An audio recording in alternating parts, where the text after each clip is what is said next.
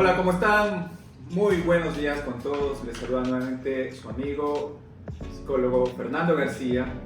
Pues aquí tengo una gran sorpresa. Me acompaña junto a mí la psicóloga máster Johanna Reyes, docente de la Facultad de Psicología de la Universidad de Guayaquil. Tengo el honor de presentarle a ella, más que nada por su calidad de persona y también por su perfil profesional.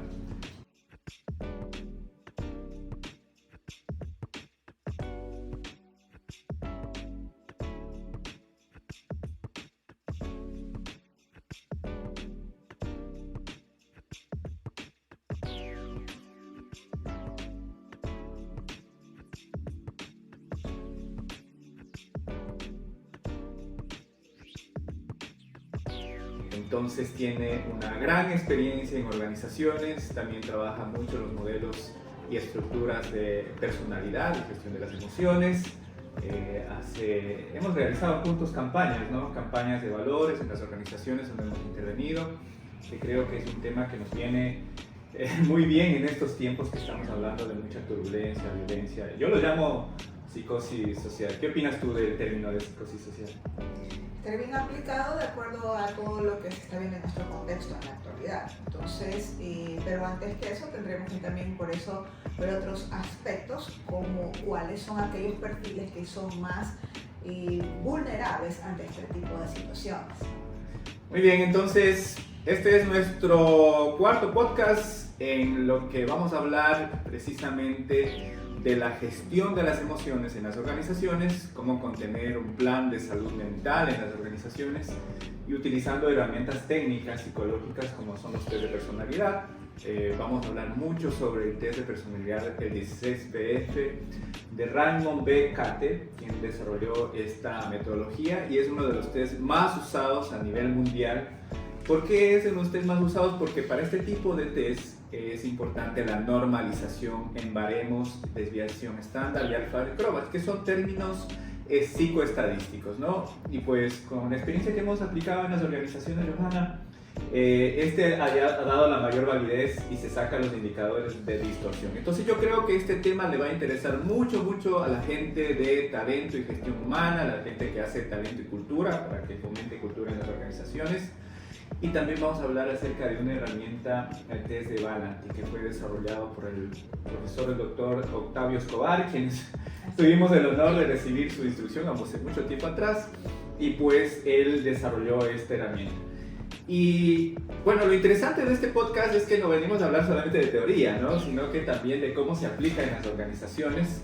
Esperemos que en los otros podcasts vamos a hablar de perfiles discriminantes, acerca de los gerentes exitosos, de los colaboradores exitosos, qué indicadores desde el punto de vista del perfil de personalidad hace que una persona sea estable emocionalmente. Y también vamos a hablar de los perfiles discriminantes delincuenciales, ¿no? Entonces, los mismos estudios que hizo el doctor Octavio Escobar, él también sacó baremos de coincidencias con respecto a perfiles discriminantes de tipo delincuencial.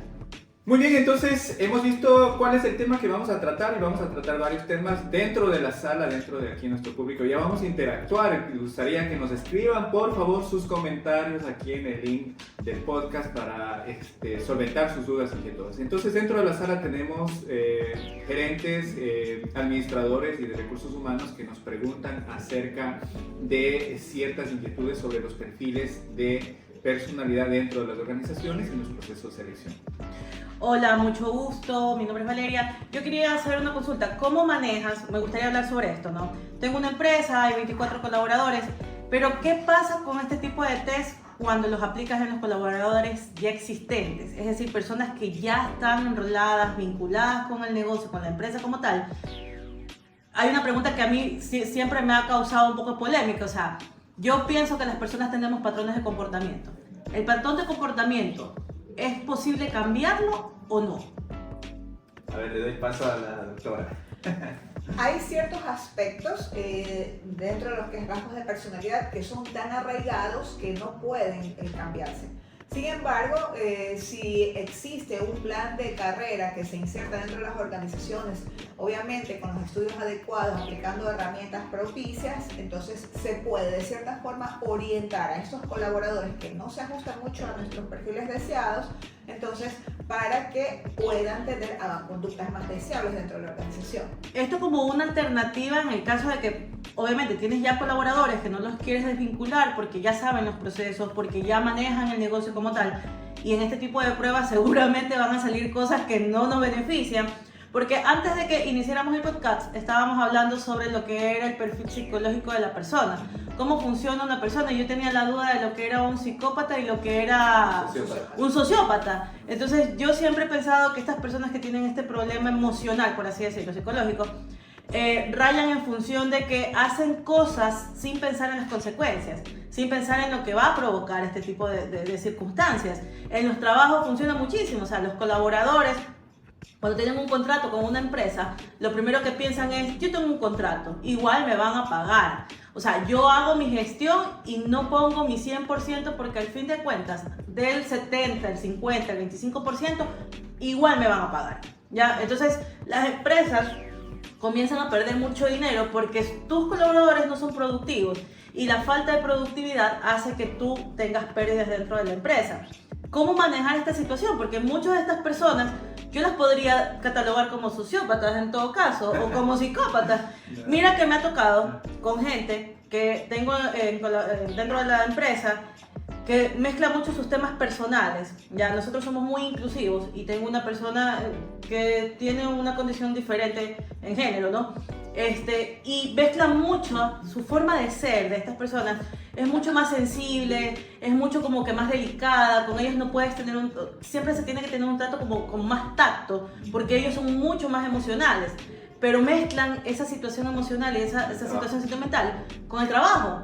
¿Cómo logras manejar si es una persona excelente, que tiene muy buenas habilidades y está dentro de tu empresa, pero emocionalmente no es productivo para tu empresa? Este tipo de test nos pueden ayudar a determinar esta situación o esta condición. ¿Qué puedes hacer después de que generas el test? O sea, sí, está bien el test, ya me dice lo que tienes, pero ¿qué se hace cuando ya lo tienes dentro de una empresa? Yo creo que hubo varias preguntas de la vida, sí. Pero vamos a ir conversando precisamente, por eso es que lo traemos esto. Y partamos de la importancia de medir la gestión de las emociones. Hablemos de las emociones, sentimientos de los colaboradores, que va arraigado con el tema de la personalidad. Acerca de que si se puede o no cambiar, sí, hay factores de personalidad con esta metodología que son natos, que ya vienen innatos de la persona. Y lo que hay que cuidar básicamente son 4 rasgos de personalidad, que es la estabilidad emocional, que es el tema de valores, que ya vamos a indicar cuáles son los que miden los grados de valores, las culpas o dolores psicológicos, la alta emocionalidad y el Q4, que es la parte del neuroticismo o la alta ansiedad. Entonces, estos son los 5 Big Five. En psicología se conoce los 5 grandes, que básicamente engloban todas las teorías de personalidad en estos 5 grandes factores de personalidad, ¿no? Que son los Big Five. Ahí lo tenemos, los Big Five, que tienen que ver con apertura a las nuevas experiencias, la responsabilidad, la extroversión, la amabilidad y el neuroticismo, ¿no? Ahí están unas letritas como se indica en el Q1, Q2, en más, a más. Eso ya es una parte técnica de la parte de la interpretación, que los psicólogos o los que hacen estas pruebas psicotécnicas lo manejan, lo deben manejar muy bien para justamente hacer la evaluación. Ahora, hay un punto muy importante que tienen que medirse en la actitud de los trabajadores. Yo creo que la actitud vale muchísimo. Siempre se dice que en un carro, cuando estás viajando y una llanta está desinflada, ¿qué haces? O sea, la inflas. No. Sacarla, cambiarla, ¿verdad? Entonces... Pero también la puedes volver a inflar. Claro, la puedes volver a inflar, pero si es que la actitud no está determinada para que esa se va a volver a desinflar. Se va a volver a desinflar. Entonces, en otras palabras, disculpa que te interrumpa, porque quiero ser un poco como que más aterrizada. Ajá. Lo que me indica es que si dentro de una empresa tengo algo que no está funcionando o me está generando problemas porque está desgastada, porque ahí también viene algo de como que la gente cumple ciclos, ¿verdad? Exacto. Como que yo ya estuve mucho tiempo en este puesto, yo ya no tengo la facilidad de seguirlo manejando, o necesito crecer o necesito aislarme.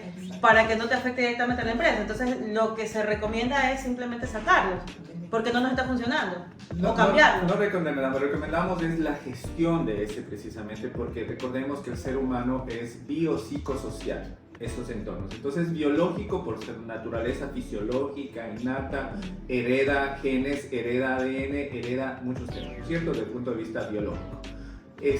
Psicológico, que estamos viendo la parte del rasgo de la personalidad, en este caso 16 factores de personalidad, o sea, tiene un componente psicológico.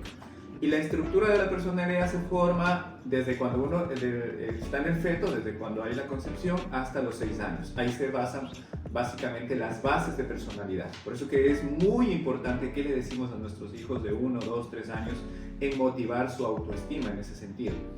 Y social, realmente las conductas, la terapia cognitiva conductual trabaja mucho en lo que es comportamientos conductuales, ¿verdad? Entonces el grupo modifica. Y el componente más importante, en este caso, en las organizaciones, es el liderazgo. Eso es lo que conversábamos hace un momento, que hablábamos de qué pasa si yo no quiero sacar a la gente que está allí, porque obviamente a nivel operativo es excelente, pero a nivel emocional no lo es. Entonces la inversión o el tiempo o el esfuerzo debe estar enfocado en que el líder que yo ponga allí cumpla con todas las expectativas y con todos los perfiles que yo necesito para que pueda liderar.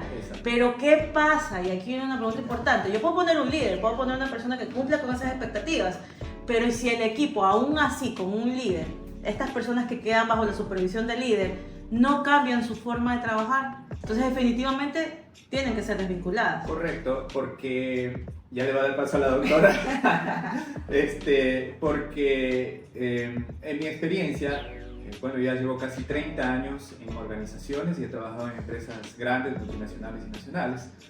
Y a las personas que por el tema actitudinal o el tema de no cumplimiento de normas, valores, tú le das la oportunidad a la primera, a la segunda, siempre hay que dar la oportunidad, siempre hay que dar una primera, una segunda oportunidad, pero ya no una tercera. En la mayoría de los casos que he manejado este tema de cultura, el tema de la actitud, si no mejora, hay que cambiarla, porque esa es una llanta desinflada o es una manzana que contamina el resto, y si no hay una acción de líder en tomar ciertas decisiones, pues va a contaminar el resto. Dolorosamente tendrá que ser de esa manera. Ahora, por eso es que el líder tiene que, yo digo, siempre tiene que manejar emociones, siempre tiene que manejar conductas. Estas herramientas le ayudan al líder a identificar precisamente cómo está compuesto su personal con respecto a cada cosa. Ahora, todo ser humano no somos perfectibles, ¿no? No es que existan seres humanos perfectos. Solo los psicópatas sienten que son los más perfectos del universo, por eso se creen superiores. Pero en todo caso, todas las personas tienen fortalezas y debilidades. Eso hay que reconocer de primero. Entonces, cuando una persona reconoce que tiene debilidades, significa que tiene una buena estabilidad emocional. Y con su nivel de ascendencia en la estabilidad emocional a superar con aspectos de resiliencia, puede continuar a los siguientes retos, ¿verdad? Entonces, el líder tiene que identificar precisamente esas fortalezas, esos dones que tiene de natos, así como aprendidos, ¿verdad? Y también tiene que identificar cuáles son sus debilidades. Y es como programar es como que dirigir una sinfonía en este sentido. O sea, es como dirigir una orquesta sinfónica para que vaya sintonizado el clima organizacional. Pero aquí, le voy a dar paso a la doctora, indica mucho la cultura corporativa que indica. O sea, por ejemplo, el colaborador ve mucho eso, los aspectos de sus jefes y líderes, empieza a compararla. El ser humano por naturaleza empieza a comparar. Y somos bipolares, por hecho, ¿no? Por naturaleza el ser humano es bipolar. Si el colaborador ve que su jefe no hace de acuerdo a una política de valores establecida, lógicamente que no lo va a tomar en cuenta y va a decir, pero si los jefes hacen eso, ¿por qué yo no? Si a otro le perdona que, por ejemplo, un atraso, bueno, ahorita los atrasos casi ya, o sea, más se mide por gestión por resultados, ese es otro lado de cuestiones, ¿verdad? Digamos, por un incumplimiento y no le dijeron nada, no le hicieron un feedback, no le hicieron una retroalimentación, el otro va a decir, bueno, ese es un comportamiento normal y yo también lo voy a hacer. Entonces, aquí la habilidad es de liderazgo. Doctora, ¿qué tienes, Johanna? Ya no te voy a decir doctora, no es Johanna, porque ya tanto tiempo que nos conocemos. Exacto, no hay problema. Bien, en cuanto a esa pregunta, o sea, aparte de que el líder debe tener cierto perfil, ya se deben obviamente determinar políticas y procedimientos muy bien establecidos, ¿ya? Porque aquí viene el tema de cómo voy yo a reforzar ciertas conductas o comportamientos deseables dentro de mi equipo de trabajo. Entonces, ahí viene eso de que en ocasiones le perdono a este colaborador o este de acá sí, este no, etc. Entonces, preferible de que ya se asienten procedimientos adecuados para que se facilite esta acción de liderazgo, que asimismo está orientada a que todo el equipo de trabajo realmente busque el logro de las metas en los tiempos establecidos, o sea, para que se está generando alguna acción, alguna actividad. Entonces, procurar que todo el equipo esté como sintonizado para que logre conseguir esas metas.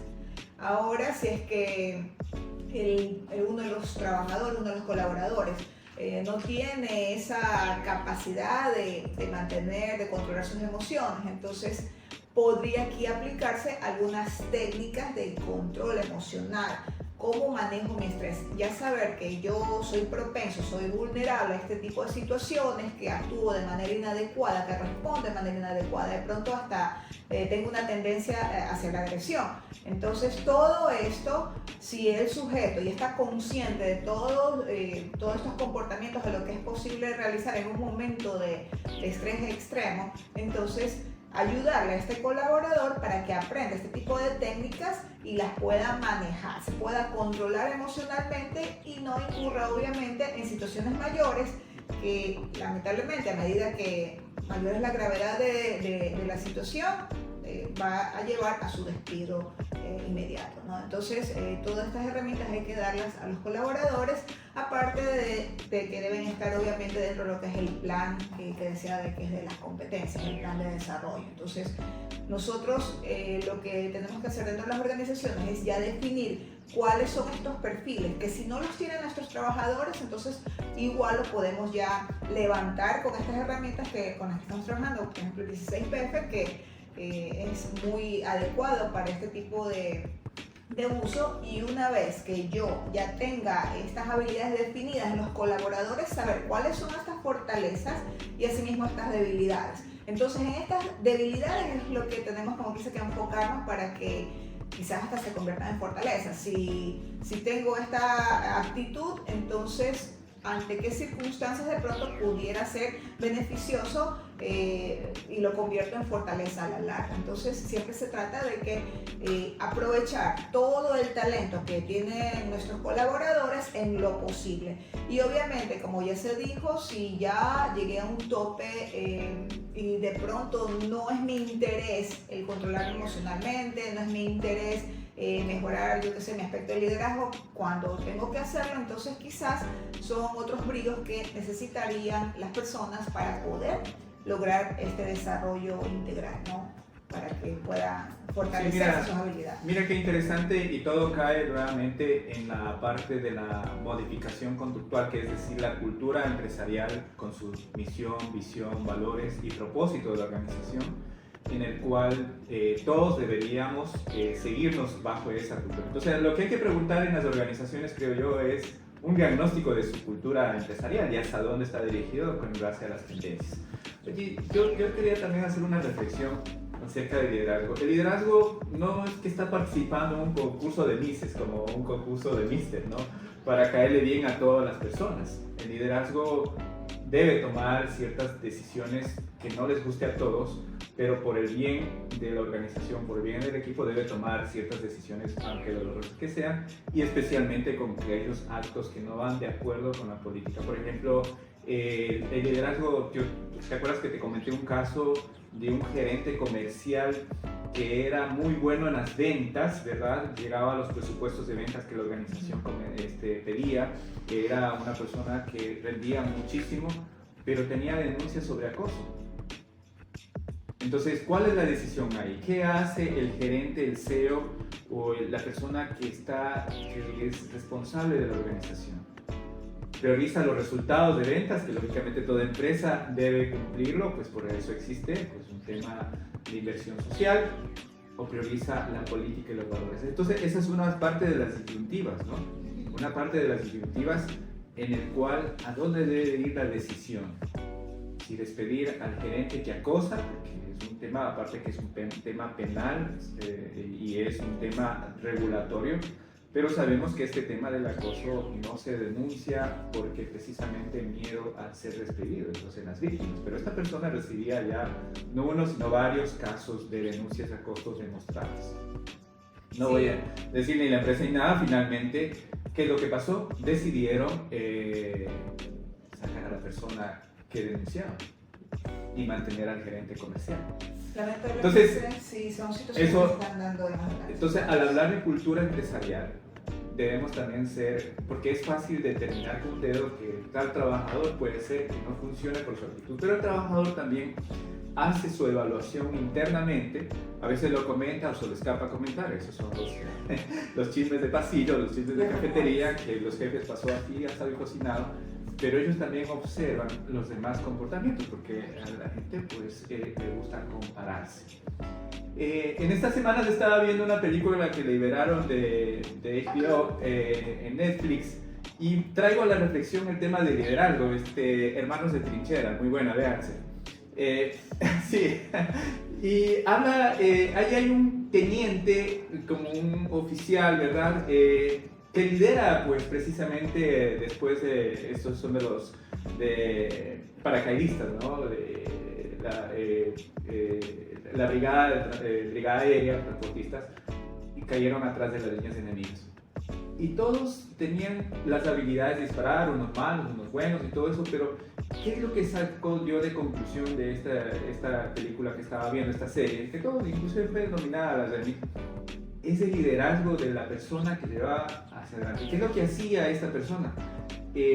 Parte de sus actos, pues son actos valerosos, iba siempre primero a la cabeza, establecía la estrategia, motivaba al resto de sus soldados. Estamos hablando, miren, ¿por qué lo pongo a colación? Porque a veces en las organizaciones también estamos en eso, en una guerra ahora por sobrevivir, ahora por estos temas tan fuertes que están pasando en nuestra sociedad.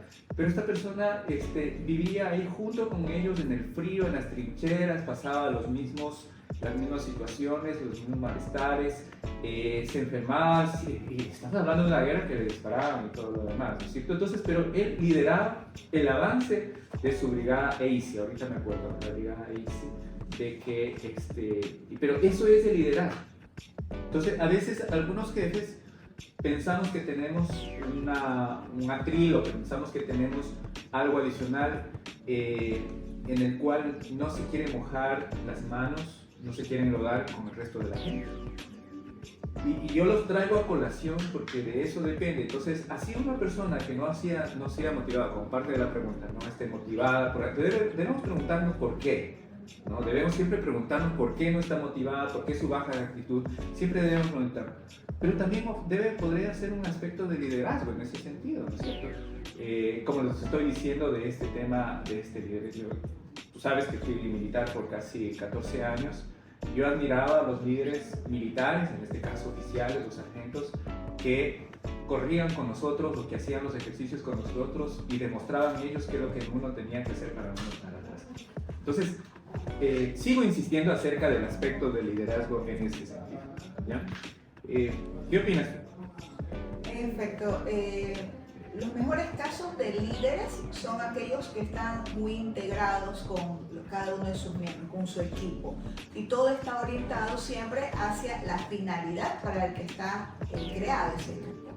Entonces, el verdadero líder siempre va a estar ahí con su grupo, motivándolo, dándole el ejemplo, porque obviamente si es el líder, es el principal modelo que tiene el grupo para poder orientar sus comportamientos. Por eso los comportamientos de los líderes deben ser afines a los valores de la organización.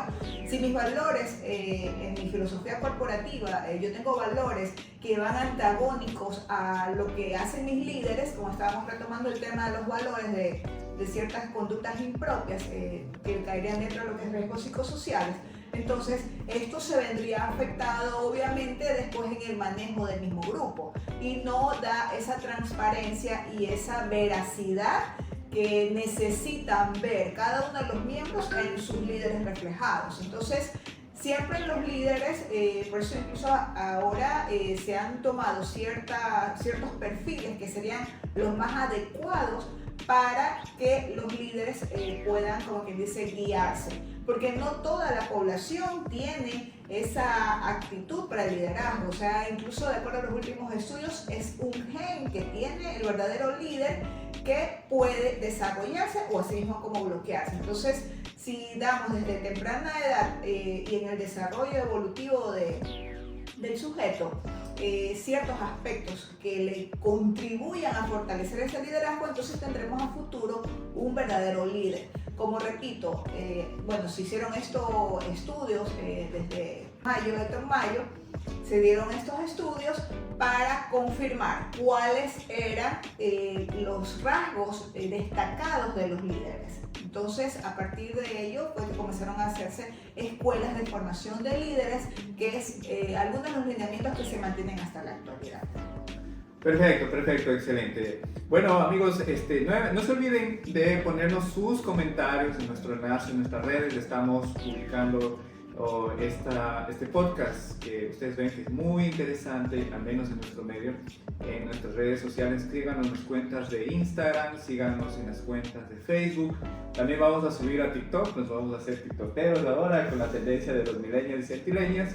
Pues, y vamos a seguir hablando de este tema de cultura empresarial, que creo que es muy importante, al menos en estos tiempos, ¿no es cierto?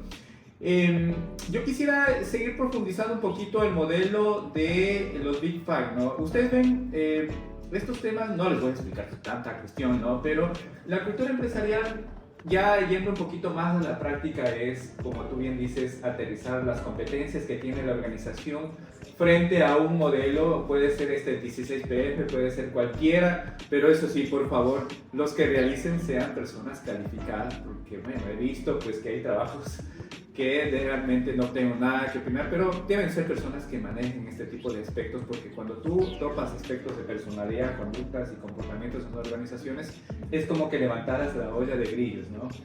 ¿Qué es lo que pasa cuando haces evaluaciones? Que haces la evaluación y después no determinas los planes de acción y todo el mundo se quedó en nada. Entonces, cuando haces las evaluaciones psicosociales, no sé si te ha pasado, hacemos el tema del test de burnout, que es el síndrome de estar quemado, el acoso laboral, que el estrés, el F5, listas. Se hacen las evaluaciones y después no se llegan a las acciones y concreciones. Entonces, yo digo, hay un tema de profesionalismo. Pero bueno, en todos estos temas de resultados globales se sacan perfiles de competencias, se sacan indicadores, se sacan baremos. Aquí en esta organización, por ejemplo, en este trabajo, ¿no te acuerdas que hicimos en una organización, no voy a decir el nombre, pero en todo caso, en las entrevistas, ¿qué tuviste, qué observaste en las entrevistas cuando le dábamos los resultados de este tema? ¿Qué observaste de la gente? Bueno, realmente los colaboradores se sienten atendidos en sus necesidades cuando ven que las organizaciones están preocupadas de su bienestar. Entonces, desde el momento que ellos ven que se contratan a consultores para buscar qué es lo que les está ocurriendo, por qué están actuando de esta forma, qué problemas o situaciones se dan en su entorno laboral que les está afectando de manera emocional, en cualquiera de los aspectos de riesgo psicosocial, entonces ellos ya de cierta forma se sienten como escuchados. O sea, sienten ellos que por algo la organización está haciendo esto, que va a haber algún tipo de solución, que se van a tomar medidas a futuro para que se pueda realmente solucionar esta problemática por lo que ellos están atravesando, y que de cierta forma van a tener un futuro en la organización, porque muchos colaboradores están pensando en hacer realmente carrera en la organización, pero si las empresas no dan realmente ese clima, esa satisfacción que necesitan los trabajadores, y ni siquiera las condiciones para proponer incluso su salud mental, entonces obviamente viene el tema de ruptura, ¿no? Busco otra organización donde mi jefe no me grite, donde mi jefe me atienda en las necesidades, donde mi jefe sea justo, porque para todos es la ley que si vengo atrasado entonces me llama la atención, pero así mismo si hago algo adecuado, entonces también recibo esa motivación. Entonces eso es lo que hay que buscar, entonces que todo esté como que haya ese match para que los trabajadores realmente se sientan comprometidos, y obviamente si tengo este tipo de compromiso, de motivación laboral, voy a obtener una mejor productividad, que es lo que nos interesa al grupo empresarial. Sí, fue interesante y realmente felicito a estas organizaciones que están empezándose a... Bueno, ya viene de un tiempo al tema de preocuparse por el capital más valioso de toda organización, que desde mi perspectiva es el capital humano, ¿no? Puede haber inteligencia artificial, toda la automatización, pero mientras tanto no haya un robot que nos reemplace con la gestión de las emociones como seres humanos imperfectos, pues sigue siendo el capital más valioso el capital humano, ¿no? Porque al final un robot lo hace una persona que tiene ciertos conocimientos de inteligencia artificial y eso, ¿no? Entonces, yo felicito realmente a las empresas que están entrando a esta cultura de conocer un poco más y de gestionar las emociones y conocer la personalidad. Y estas son herramientas para que los gerentes, los líderes, lo puedan, digamos, aplicar y gestionarlo. No solamente es el resultado per se del ajuste al perfil, del perfil de competencia, el perfil psicológico, que ese es un trabajo bastante al detalle que se hace, pero en esta organización, por ejemplo, nos dieron la apertura como psicólogos de entrevistarle a los colaboradores y no solamente hablábamos del tema del índole laboral, sino que también tocábamos aspectos del tema personal y del tema familiar y qué es lo que le estaba pasando. ¿Por qué? Porque en estas herramientas, ya digo, no es que me caso con una sola herramienta, sino que es la que más usamos y es la que nosotros recomendamos.